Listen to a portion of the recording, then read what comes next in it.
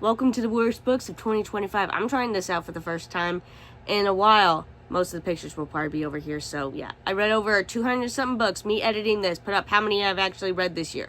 It was quite a bit, and most of it was actually manga that I was trying to catch up on. Like Blue Exorcist was one, for example. I reread Cardcaptor Sakura. I read Heartstopper for the first time. Because again, mostly manga webtoons were coming out this year, which I had already read and purchased, but now I get to reread in hardcover form or paperback form. So with that being said, if you do not like that your favorite book actually ended up here, I don't know, go tell your therapist about it. Maybe you two can actually figure out why you are very upset about it. I'm just some random person on the internet. If you truly do not like that I have a personal opinion on what I like and do not like, again, tell your therapist about it or simply log off because, again, you're getting mad at someone who probably will not exist in your mind in probably 2 or 3 days. Anyway, let's get on with this. I'm also kind of sick. Also, spoilers for all of these. I'll put this one here and get it out of the way real quick because I'm going to go through the ones that did not make this list. I'll go through them short, sweet, because I go through 1 through 10. It makes sense to me, just on the spectacle of what I personally can put it on. Because if I did the 1 through 5, everything would be either 3 or 4, and I would not know how to put a lot of those in there. Because 1 through 10 for me makes better sense. And also, we'll do the regular review. We'll do how many I DNF'd and why I DNF'd, and then we'll get on to my number 1. So, here we go. Write that down, write that down! Witchery is going to be on here because I did have it at number 3 as like a 3 out of 10, but then I realized I don't remember anything about it. I dissociated. When I dissociate through a book, I need to start DNFing because that's when I'm not interested in the story. I do remember essentially that there is like some kind of death dog, and it turns out to be a person. And then everyone's like, he's doing this, and then he's clearly not doing anything, but it's also not indicated that maybe, like, his presence is doing stuff. But then it's also, we have these ritual circles, and then we have wands.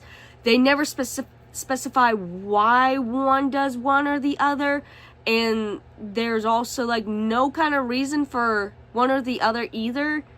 Again, we're at a witch school, and I didn't understand it. I don't remember, because if it was explained, I read it the one time, I dissociated pretty hard. I should have DNF'd it when I was starting to. I didn't. That's kind of why it's set here, because it's one of those things where I need to reread it and remember it, because I know there's a book 2 already out, but that's my issue. It's not the book's fault.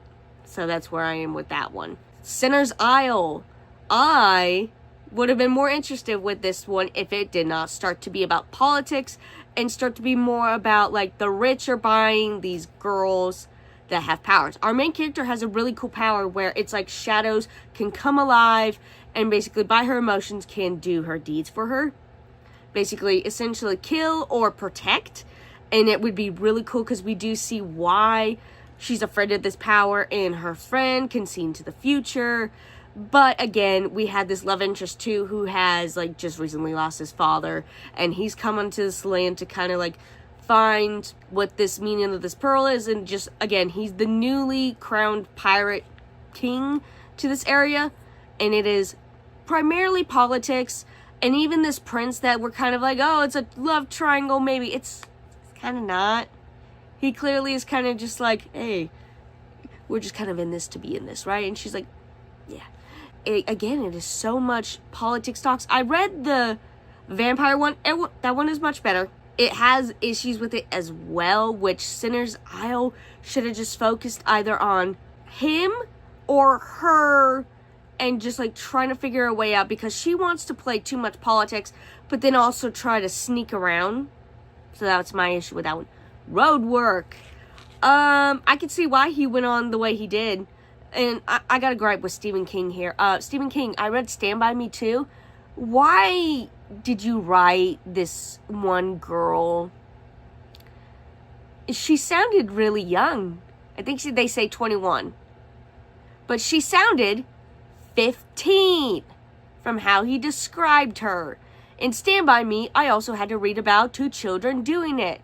Why, Stephen? Why? So that's my gripe with it. Do I understand your issues? Yes, but also, thank you, sir, so much for literally blowing your house up so they can create this highway You did Lord's work for these people. I see why, but you didn't have to do it. I still get your point, but you took too long to get there. Mermaid Princess, I'm not finishing that word. I'm not finishing it.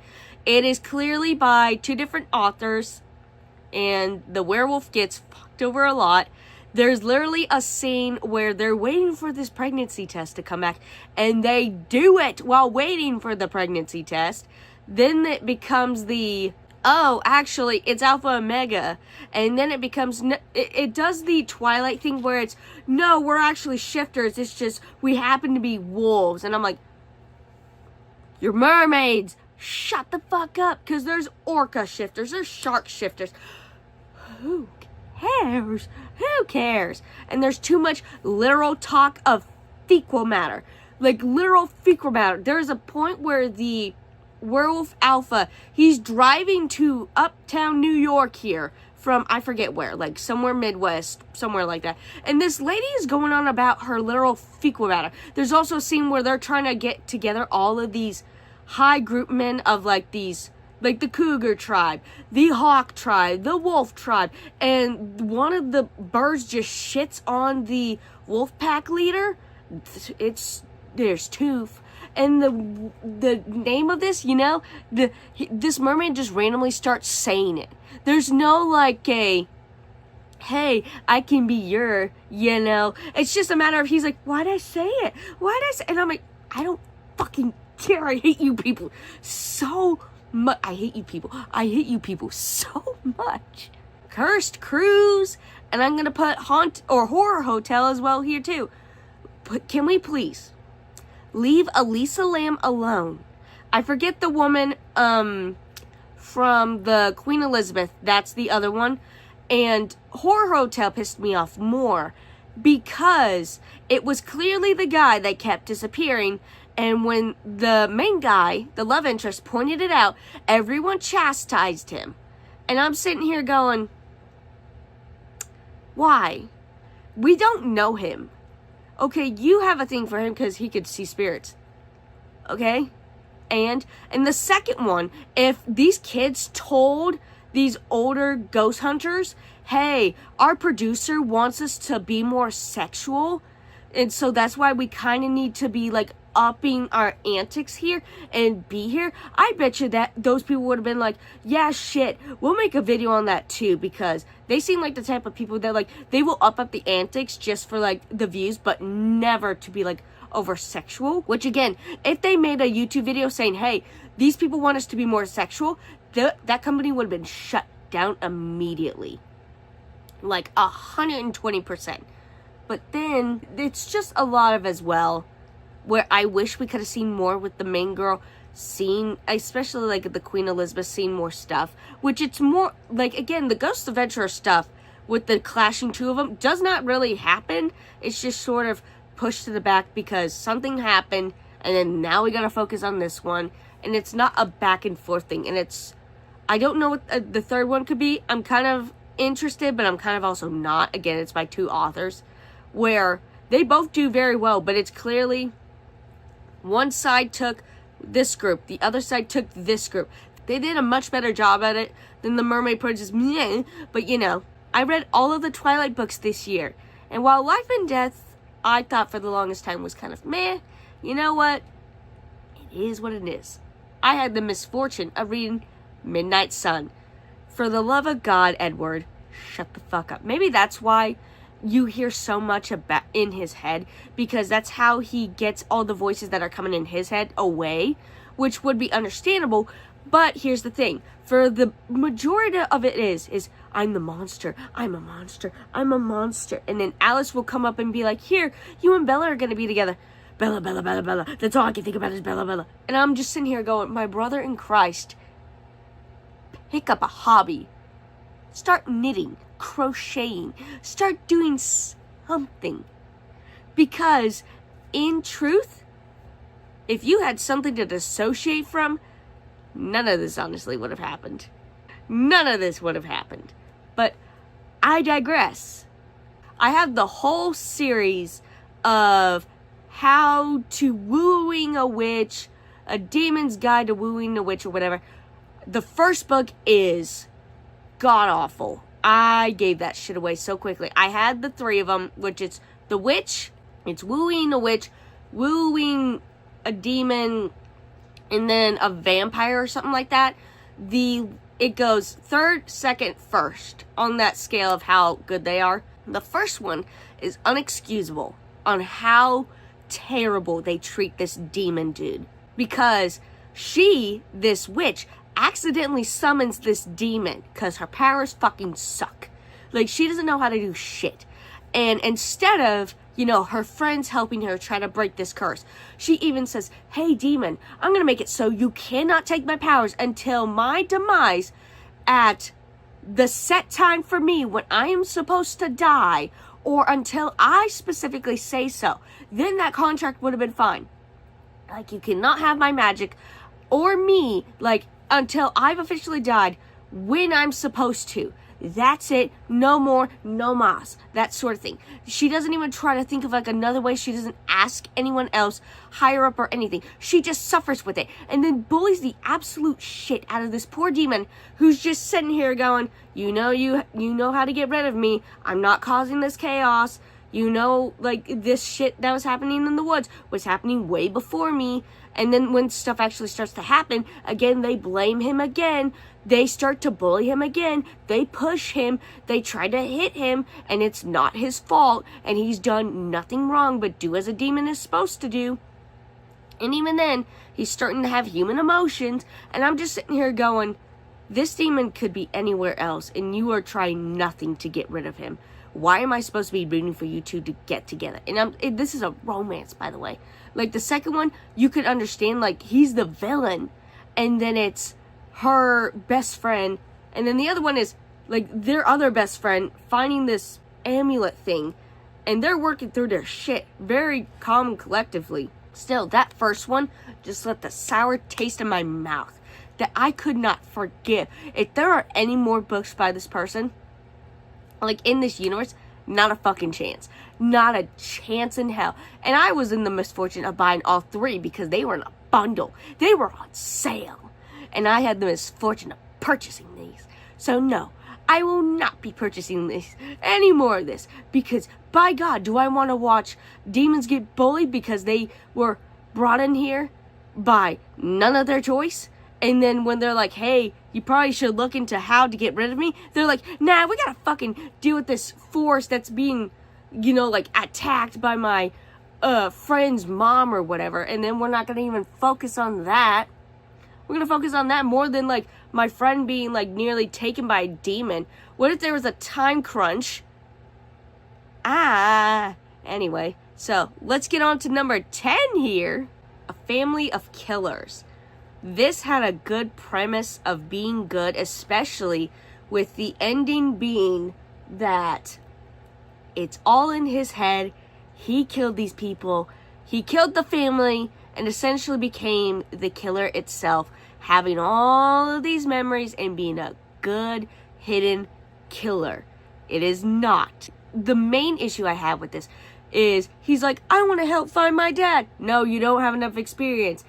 But if I don't have experience, then how am I going to find him? Good point.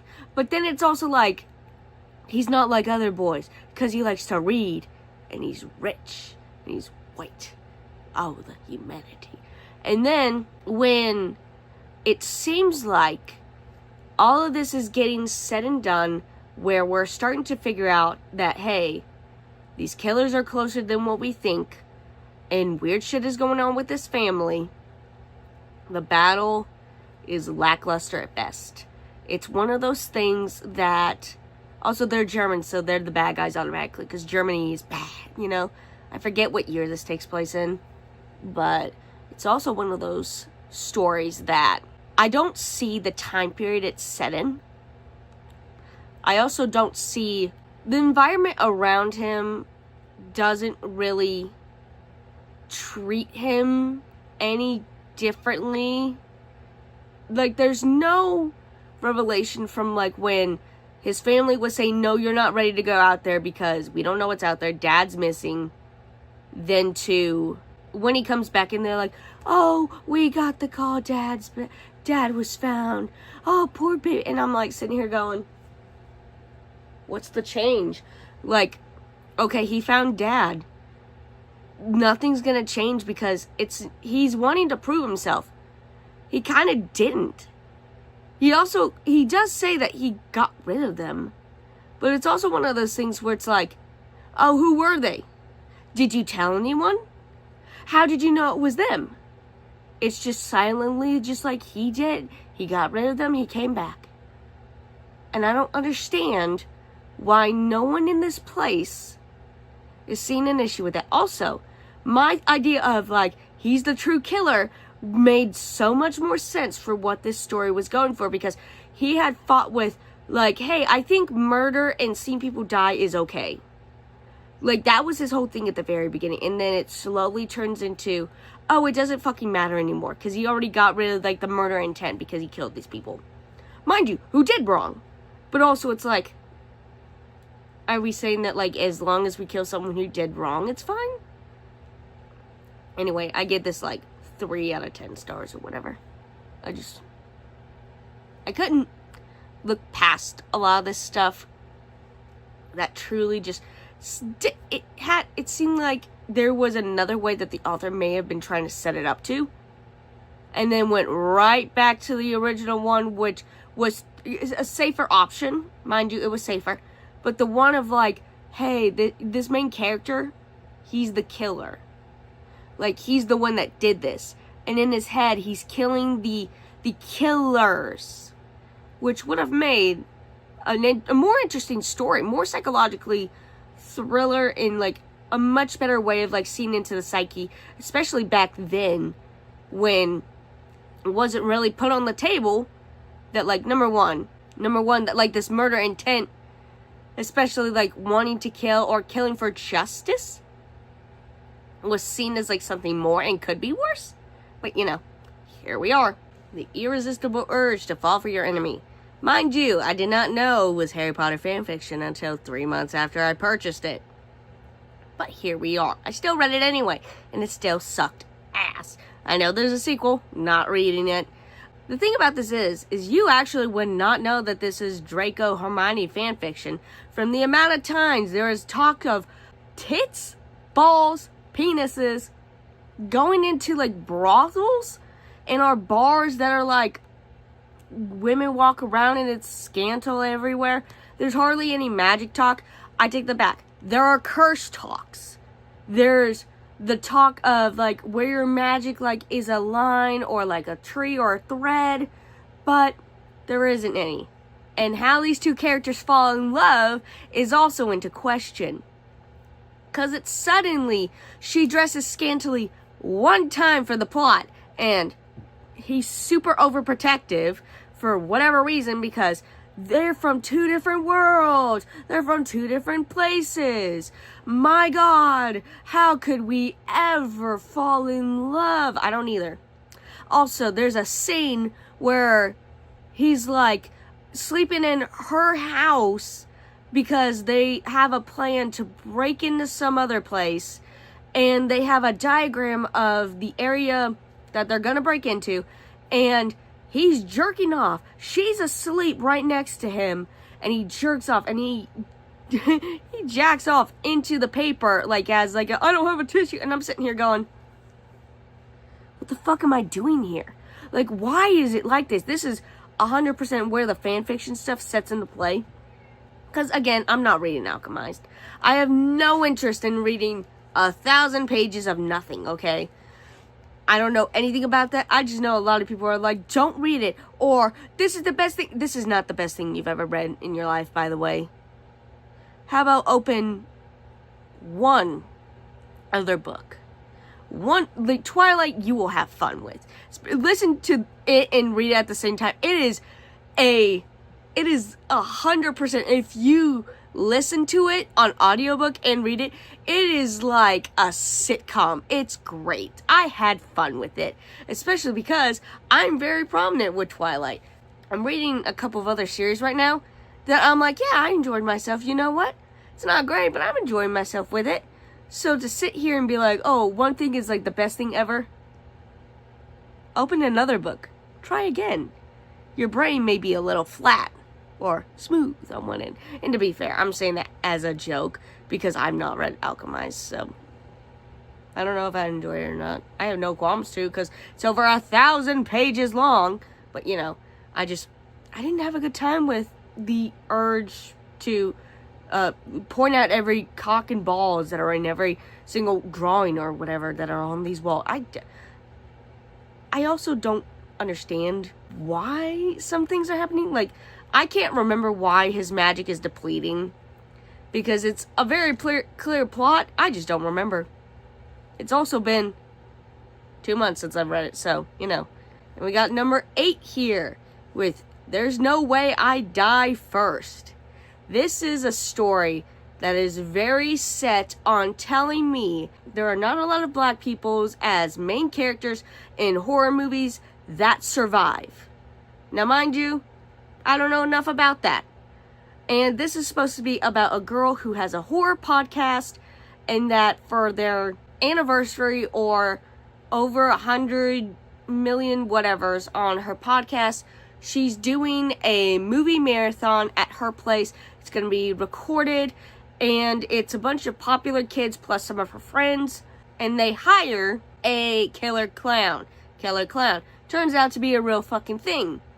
Now, mind you, a horror movie fanatic that loses all horror movie like instincts as soon as horror happens, color me shocked.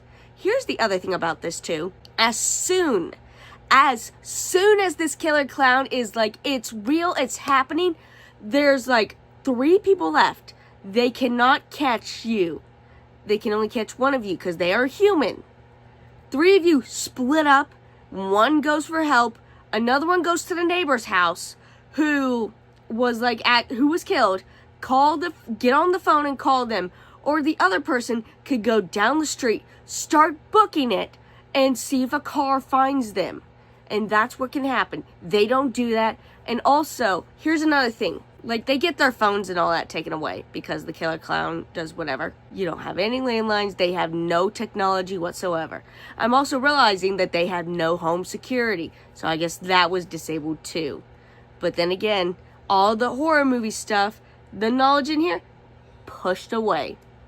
The ending too is just kind of like, I did it. I killed them. And I'm like, good for you, buddy. Your death was okay at best. And only like 3 people lived anyway, so it's like, even then, it's like, you're gonna tell your fans that not only did you survive a horror attack, but all of the knowledge of you in these horror movies, like being the final girl, did fuck all. Like, Nancy from Friday the 13th is primarily known as the #1 horror survivor, #1 final girl, because, excuse me, that is your tail. Because she does do a lot of right things. She says, don't fall asleep. She's there to help people. She fights the monster one-on-one. She calls the police. She's telling people what's happening. She's primarily a good final girl. And she survives fighting not once, not even twice, multiple times. So, again, you're not taking Nancy's book very seriously. But then again, there was a lot of as well, was like, oh, she's a woman, the red pill, Bitcoin. It was just a lot of stuff that, like, when you add it onto the fact that these main characters, like, their brain cells just keep dropping as soon as, like, an inconvenience happened, it just added up to too much not being interesting. Especially because, again, I read Clowns in the Cornfield. That thing is just carnage to be carnage. And I have not seen the movie yet. But surprisingly, I enjoyed myself. I had a good time with this thing. But again, in all honesty, I don't know what could change from this. Because again, I had to think of like, oh, all 3 of us split up. There's not really much for us to do besides just wait for the clown to come out and then kill it. Because you're also being recorded. But then there's also times where it's like, you have no other computers hiding around. You truly don't. You don't have any other sort of communication. Oh well, I guess. Oh well. Black Canary is number 7 here on my list. It's a Batman hero villain origin story.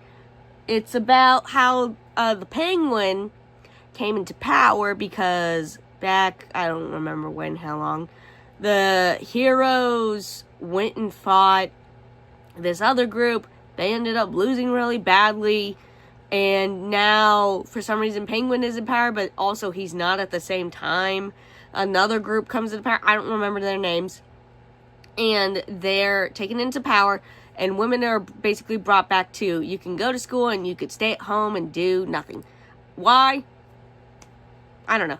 Her mom was the Black Canary back in the day when she was trying to, like, help people. And it slowly but surely starts to turn into, like, now instead of, like, you could go to school and you can possibly have something to do, now you just stay at home. Like, all the women stay at home. And she finds out that she has the ability to, she has, like, a sonar detection of singing. She can also kill people with her voice. There's also, she can have, like, X-ray vision, or she can hear them. I don't know. It's like if she's humming, she can hear. I don't know. Batgirl is still alive, but she's in a wheelchair, and I think it's supposed to be Catwoman too, possibly. I can't recall which other one. And I'm like, you just been sitting here allowing this to happen, okay? And this whole thing, because there's also the nephew of Green Arrow is alive too, who's also the love interest. This whole story didn't need to be like this in your face about all the women being in, like, this is bad, we know. Also, why did this happen? We never go truly into detail on how they were able to stop Superman, Lex Luthor, the Joker, Pacemaker too, probably, the Green Lantern, Wonder Woman, Harley Quinn, Poison Ivy, just all of these DC superheroes, more so Batman, I would believe, but it's still just like, what? Because he goes after Arkham Asylum too, which, okay, you get them because a lot of them are not at full potential, but then I'm also like, how? What? Who? Like, it's not explained. And they sequeled it. I think there was supposed to be like there's a Harley Quinn one, there's another side things where it's Batgirl, another Batman. I don't know if they're in the same universe, but no. This one is just no. Because again, her powers, it was like, if she hums, she can hear their footsteps and tell who it is. She has super hearing, not super smell. What do you mean she could tell who it is? Okay, she could hear, like, heels clacking. Okay, maybe she could tell whose heels those are. But generic random foot soldiers? Oh, yeah, that's Mark and Carl and Steve. No, I don't believe you. 1 second. Number 6 am I on? Bookshops and Bone Dust. I didn't care for the first one. I don't know why I read the second one.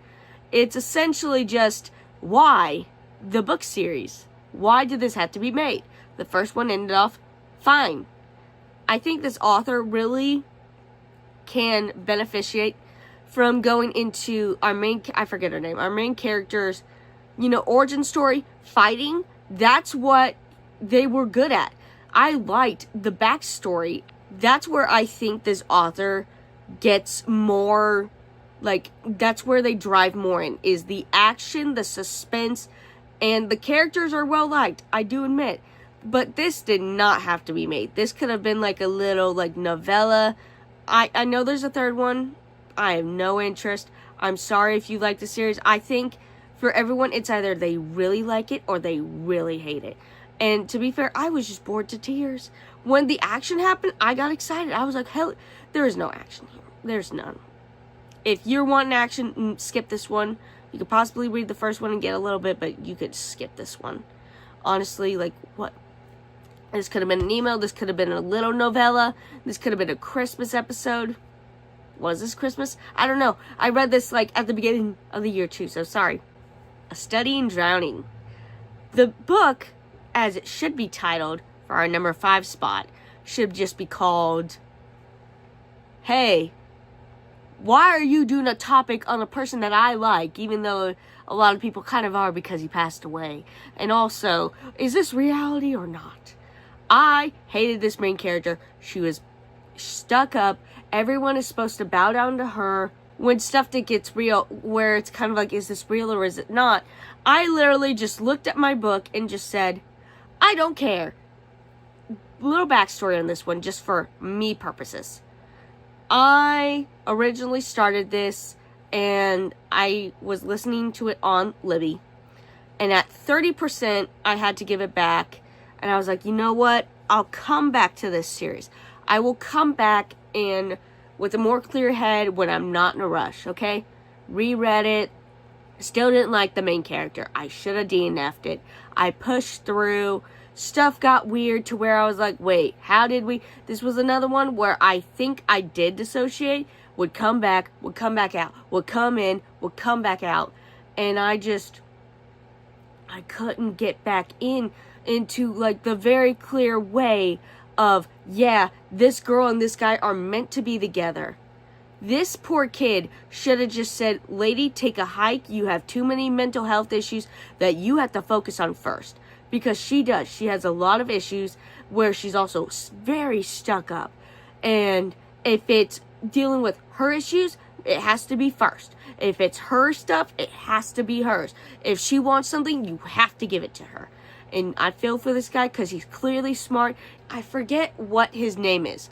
They go to talk to this author or his family who's passed away recently. And the guy clearly likes this love interest and not so much the woman. Like, because he's asking the right questions and he seems to be more in the loop because, again, he likes this author. He knows a lot about him and he gives him quite a bit of stuff to study. But she's like, no, this is my stuff. This is mine. Like, I like this author. He's the one for me. And I'm just sitting here going, lady, it's not. It's the libraries. And also, learn to share. I know you're an only child, but learn to share. Like, you need to learn to share. Pride, Prejudice, and Mistletoe. Did I say preposterous for the last one? Yeah, I meant this one. It's about a woman who comes back because her mother had a heart attack. And she originally left because her father was like, if you leave through that door, you have to work for yourself. You have to fend for yourself. And she does, and she succeeds. And he's really butthurt about it. And she was gone for like quite a while, like 4 or 5 years, something like that. Been a minute. They were like, why did you even come back? The mom's not, the dad is though. And she's like, because mom had a heart attack, and also I do miss you guys, and also I've changed and grown. Everyone in this town too is like, oh, so you're a famous busy businesswoman. When you gotta get a man to pop a kid in you, you know, like the greatest thing to come to earth, you know, having your vag ripped open and then not feeling the same again, like, ever. And this is from like some woman who has like 4 kids, her ex too, and it's really weird. She ends up kissing one of her like old rivals. Like, they debated every once in a while. There was, like, nothing going on there. And they kiss under the mistletoe. But you find out, hey, he's actually, like, engaged to a woman. And he just pushes her to a side. And also, she has a token gay best friend who she tries to fuck up his life, too. Which, yeah, he was, like, he was rushing through. But also, it's like, you stay in your lane, you stay in yours. If something happens with him, you stay by his side. But also, like, their wedding is gonna be on Christmas, by the way. On fucking Christmas. And she's the only one told that, no, it's not actually happened. It's gonna be our wedding. And I'm sitting here going, run. Run. He treated you like shit. Up until the point where, like, he got together with his girlfriend, or his now ex-fiance. Oh my god. Like, run for the hills.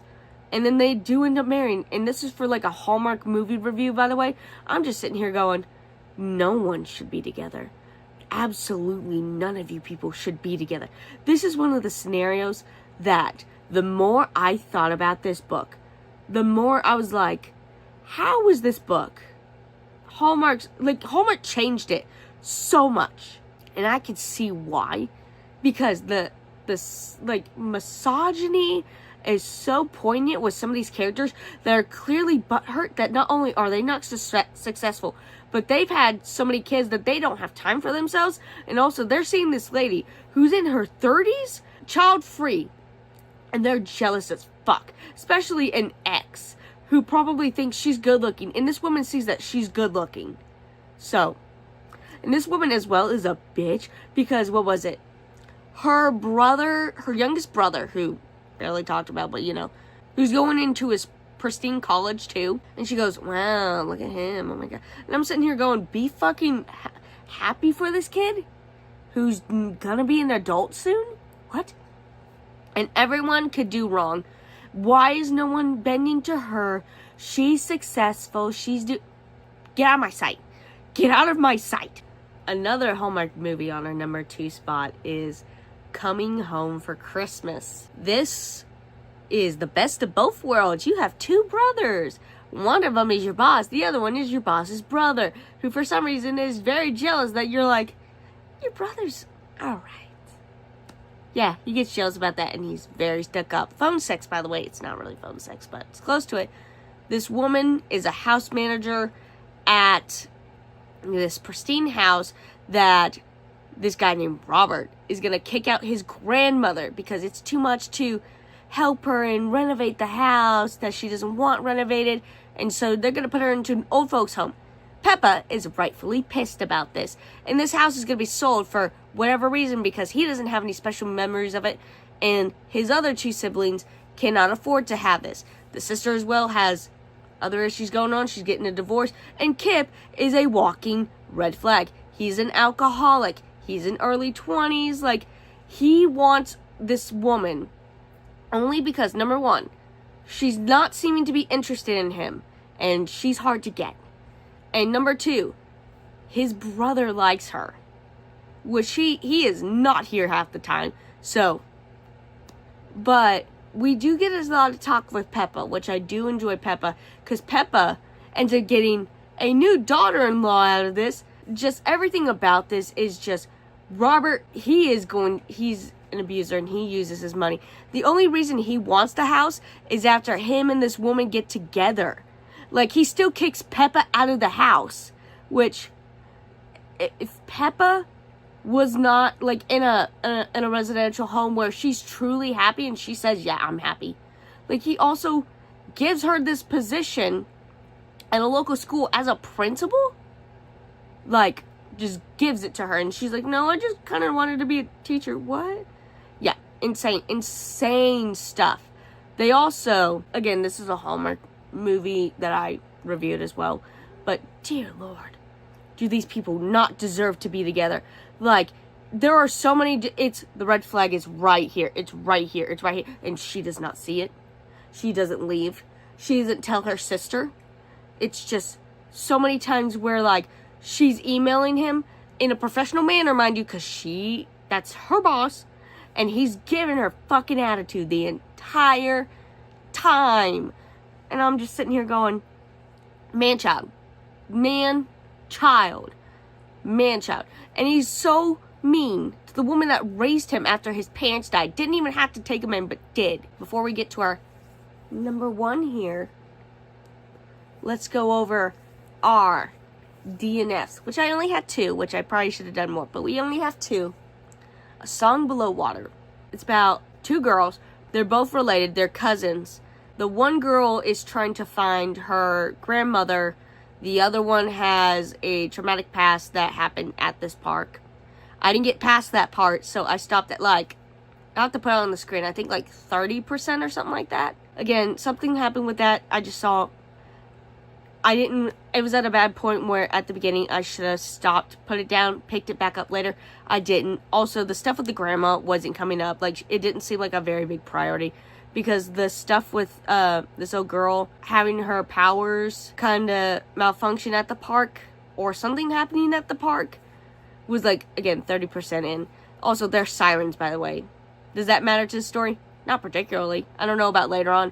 To be fair, if you took all that stuff out and just made it like 2 girls going through life that have trauma, this probably would have been a way better book. But again, I also have no means to really reread this, so maybe in the future, but also not at the moment. Among Ghosts. Dear Lord, this book was at a standstill. I was at a standstill. It didn't seem to know where the plot was going. I didn't. I DNF'd it. I forget it where. I'll put it up on the screen. It's about a kid and his mom who move into a town and suddenly there's an infection that happens with these beetles where people are dying, and the only one who seems to know how to stop this is this nun.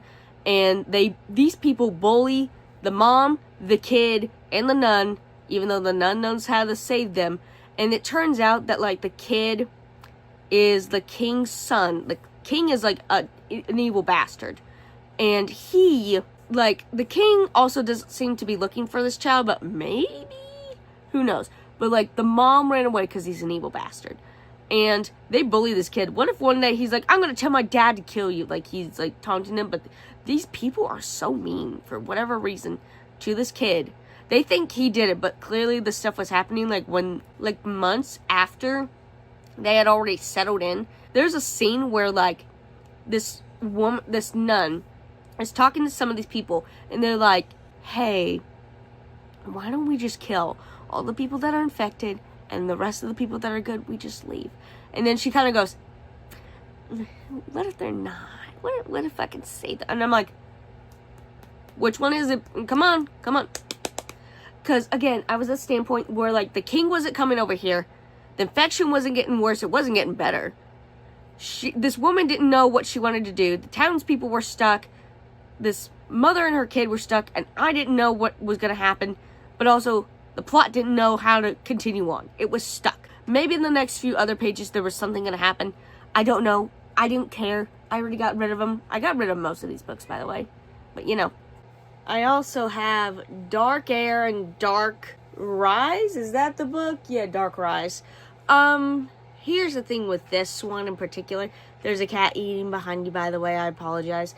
I'm doing a rewrite because I realized I forgot to put this one in. I remember reading Dark Rise, and this was one of the books that I realized, hey, if I'm dissociating this hard, I need to stop reading it. But I trudged through it because, number one, I had waited months to listen to these because I listened to it on audiobook. And I just, from what I recall, it's about this girl who's kind of been in her brother's shadow. But then there's another side that we're dealing with another guy. I don't remember. That's the issue, is I don't remember. So when I got to Dark Air, I was like, I have to either stop this or come back to this. Because I'm DNFing both. I may come back to Dark Rise when I'm able to take in this book, because both of them, one's 15, one's 16 hours. And I can't remember for the life of me anything. And that is my issue with this, is I don't remember anything. Even though I sat there listening to it, getting bits and pieces, and then I'm sitting here in the next book, and then there's the part of where it was reminding me of Midnight Sun, where it's like, I'm a monster, I'm a monster, I'm a monster. And then it's never discussed again. So, maybe I'll come back to it. Maybe I will, maybe I won't. It's one of those books that, it's 100% my fault. I don't, again, for what it was fine. But then I'm also like, if these people truly do not like you, honey, you have the ability to do everything and anything to make sure that they regret not liking you. But, you know, here we are. And finally, number 1, if you kept up with this channel for a little bit, probably not, but it's Saintsville by Brittany Louise Taylor. This is a YouTuber book, by the way. Let's just say this now. Saintsville is the first few chapters, then Evergreen, then this treehouse thing. It's about 2 sisters. Their parents end up disappearing, and they worked at this school laboratory. They move in with their aunt. They move into their grandmother's place that happens to die, had died as well. What happened to her? Don't ask questions. Anyway, they find this amulet, and there's these guys with tattoos. The youngest girl may be bisexual, so you know that means she's a slut, because if those of you who don't know, Brittany Louise Taylor is friends with Shane Dawson, i.e., look at his old stuff. Yes. These monsters that are basically electricity based, but if you give them too much electricity, they'll die.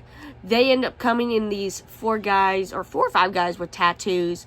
They end up saving these girls. The one older sister ends up fucking dying and being brought back. And you know what the older sister, or the younger sister, does? You know what everyone else does? Treat her like absolute garbage.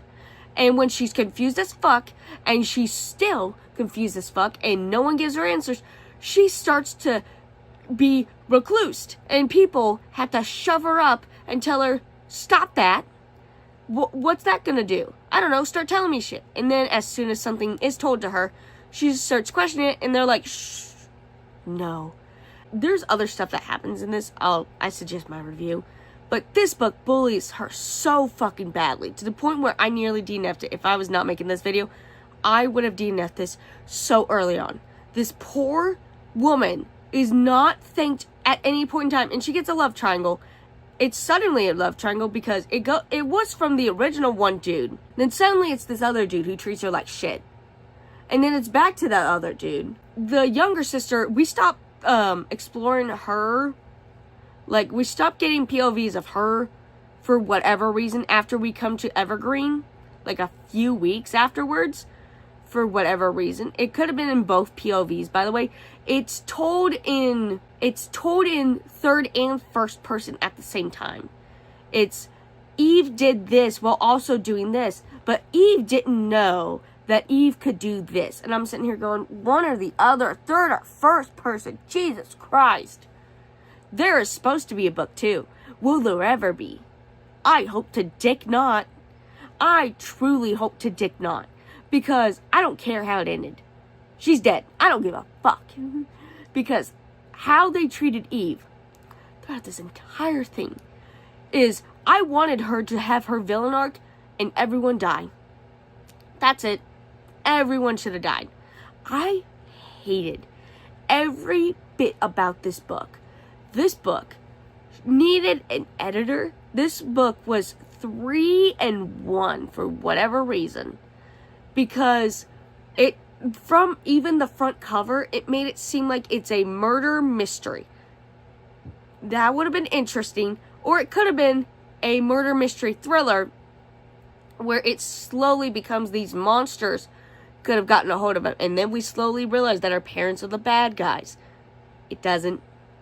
Again, could have done, like, well, Joey Graceffa is over here. The Joey Graceffa books. Could have been like that. Could have been like a multitude of other, like, YouTuber books that are coming out nowadays. It's not. But anyway, that is my worst books of the years plus my DNFs. What was yours, actually? I do like to know down in the comments below. I do have other book series coming out. I have Monster High review coming out. My Wolfpack series coming out. I have a part 2 of the Victor Valentine book coming out. I have, Witch is coming out. Tales from the Gas Station. Or Tales of the Gas Station, or whatever that's called. I have that coming out. I have many of that and more. If you have any recommendations for me to read, put those in the comments maybe as well. And I'll see you in whatever I do. Movie review, book review, something maybe a little different. Who knows? But I'll see you some other time. So goodbye.